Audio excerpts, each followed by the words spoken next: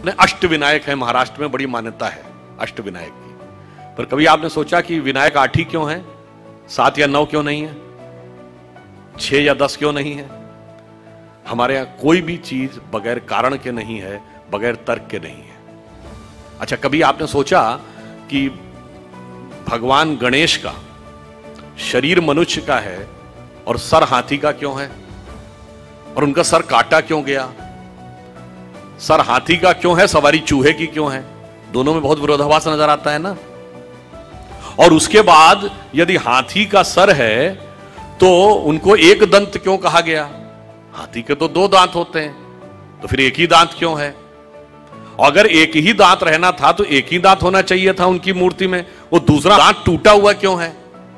और बल्कि जो आप वास्तविक मूर्ति देखते हैं उसमें टूटा हुआ दांत एक हाथ में पकड़ रखा उन्होंने। कभी आपने विचार किया कि ये क्यों है? इसमें से कुछ भी कहानी नहीं है, कुछ भी कल्पना नहीं है। और गणेश जी किसके देवता हैं? रिद्धि और सिद्धि के देवता हैं, यानी संपूर्ण सिद्धियां गणपति की आराधना से मिलती हैं। और गणेश जी पुत्र किसके हैं? शिव पार्वती के। और शिव ने ही सारे आगम ग्रंथ दिए हैं, यानी जिसको आप कहते हैं ना, आपकी चेतना के जागरण के सारे स्वरूप भगवान शिव ने दिए हैं। अब समझिए गणपति के सारे जो स्वरूप हैं इनका अर्थ और तात्पर्य क्या है। देखिए, भगवान गणेश का वह स्वरूप हमारे अंदर की जो वास्तविक चैतन्य ऊर्जा होती है उसके उत्थान की वह प्रक्रिया को प्रतीक रूप में दिखा रहा है। सबसे पहले सर कटना किस लिए जरूरी है? वह आप अंदर की यात्रा करके अपनी कुंडलनी शक्ति को तब जागृत कर सकते हैं जब पहले आप अपने अहंकार को नष्ट करने में सफल होते हैं। तो आपका सर कटने का स्वरूप प्रतीक ये है। दूसरा, हाथी का ही सर क्यों है?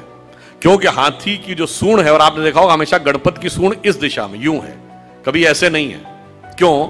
वह उस शक्ति का प्रतीक है जो अपवर्ड्स है, यानी जागृत शक्ति, आपके शरीर की कुंडलनी की शक्ति जब वो ऊर्ध्व की तरफ होती है उसका प्रतीक है। और हाथी इसलिए है कि हाथी के मस्तक में गज मुक्ता कहा जाता है।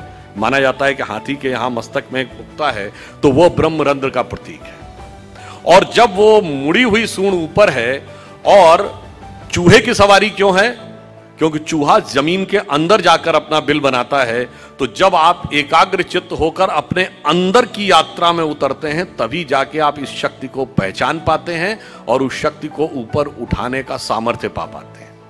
8 ही विनायक क्यों हैं? क्योंकि 8 चक्र हैं, मूलाधार, स्वाधिष्ठान, अनाहत, आज्ञा, विशुद्ध चक्र और ब्रह्मरंध्र। और अब एक ही दांत क्यों है? क्योंकि जब आप आज्ञा चक्र से ऊपर जाते हैं तब द्वैत के साथ वह यात्रा नहीं हो सकती, यानी संसार और ब्रह्म 2 में से एक को ही चूज करना पड़ता है।